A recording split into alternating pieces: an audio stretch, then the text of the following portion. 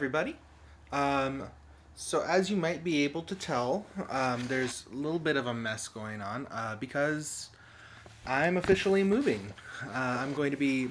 I've been recording here all of my videos, but now that it is the official first of the month, lease on my old apartment has ended, and I'm officially moved in to this apartment.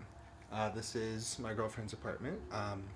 Just a little personal update and why things are a little more disheveled than usual, but hopefully this doesn't last long. So today, now that I've got that update out of the way, what I want to talk about is I want to talk about Hatchet. Um, as I've said multiple times throughout my reading of Hatchet, it is one of my favorite books. It's a book that I read right about middle school, early middle school.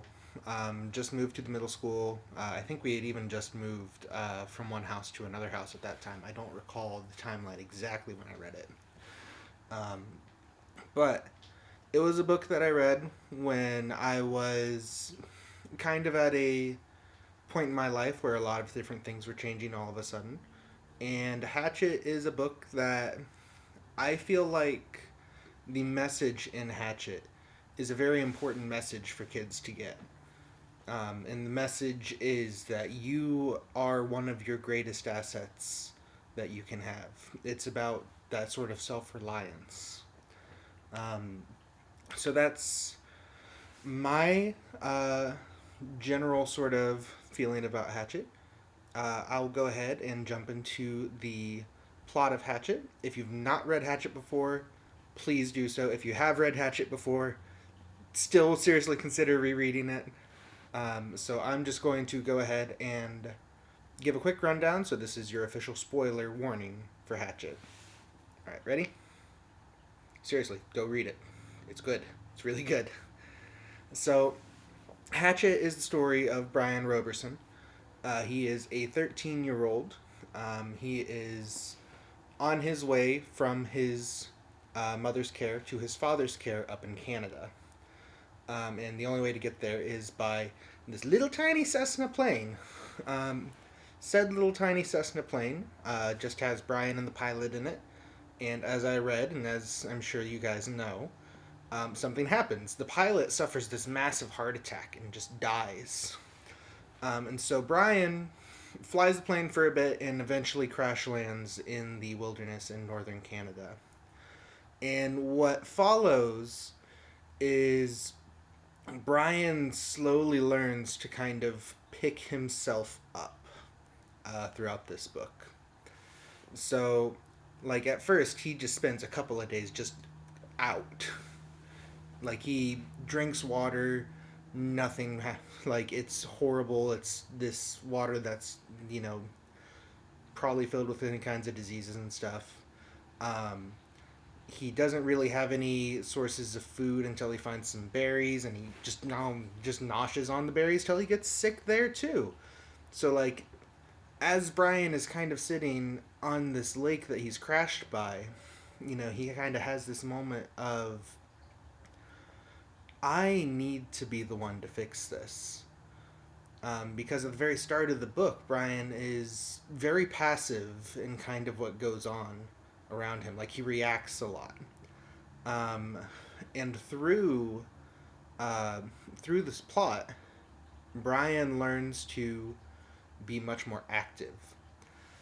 So at first he like gets note of his surroundings. He finds a place to build a shelter. Like, he has all of these sort of vaguely outdoor kid experiences that don't really prepare you for anything, but he's at least thought about what he could do if he was stuck in the wilderness. And that's where a lot of the fun of this book is. A lot of the fun of the book is, as a kind of outdoor kid myself, like, I always had that thought, and I think a lot of kids have had that thought of, well, if I were stuck in the wilderness, I would do X, Y, Z, and, you know, just this would be how I would have to survive.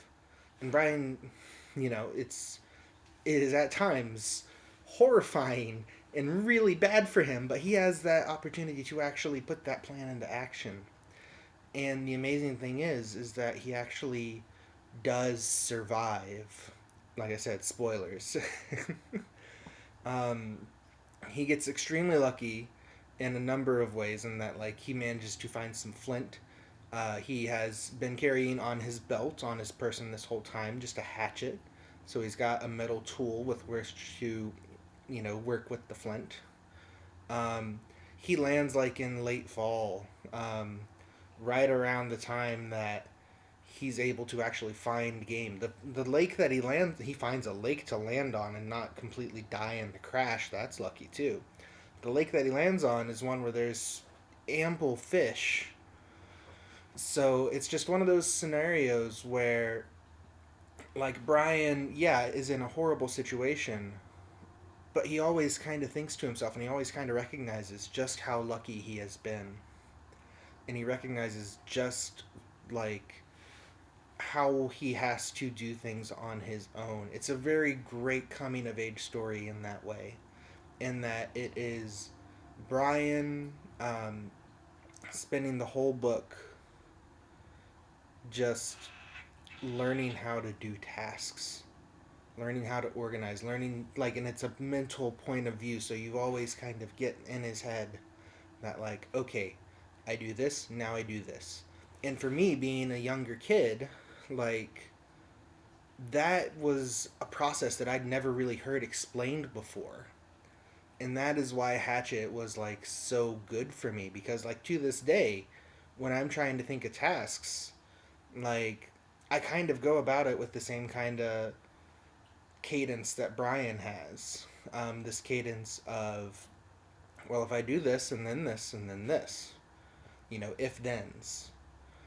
And I just love this book so much. Um, I know I'm just gushing over it. Other things that happen in the plot. He gets fired. That's a really big win for him. Um, he manages to get fish. He gets fish by making a bow because he's not quite fast enough with the spear to spear a fish on the fly. And so he kind of thinks to himself, well, what if I made a bow? Um, and with that, he's able to start getting fish. And then after he's sick of eating fish and sick of eating berries for so long, he eventually winds up capturing a bird. He calls them full birds. I can't think of the actual name. Grouse. He captures some grouse, and he starts making like he just makes all of these things. Like they're all very simple tools, but he's able to make them, and the only actual real tool he ever has is the hatchet on his side. Um, After he's able to get grouse and he starts to get a little bit more comfortable with where he's at, uh, there's a run in with a bear. There's a run in with a moose. Um, he has these two run ins, and then the last thing that ends up happening is there's this tornado.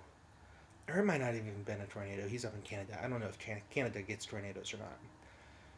No, it's definitely a tornado. But this huge storm blows through, and all of the things that Brian has sort of built up over his time there kind of get ripped away for him for a little bit, and he has to rebuild. And as he's rebuilding, he looks out onto the lake, and that storm has shifted what's down in the lake a little bit as well, and it's actually popped up the tail of the plane that Brian came in on. So Brian, being someone who, you know, takes his time and he thinks of things and he tries to plan everything out, he builds a short little raft. He goes over towards where the plane is, and using his hatchet, he's able to actually get into this plane and reach the survival kit that he's not wasn't able to get at the start of the book. Um, and he spends like a couple more days with the survival kit. Like the first day that he pulls everything out, he looks at absolutely everything that's in there, and he finds like a little, looks like a little switch. He's not sure what it does. He's like, flips it on, flips it off a couple of times. Goes about his day. And then the next day, or I'm not even sure if it's the next day. It might be the same day. I didn't get all the way to the end of Hatchet. I need, I need to be the one who reads it when I go into that pause point and finish it. But he gets to making some food, and all of a sudden a plane comes down where he's at, and says, "We found your emergency contact. Who are you?" Um, because he's been at this point missing for nearly 2 months, just on his own.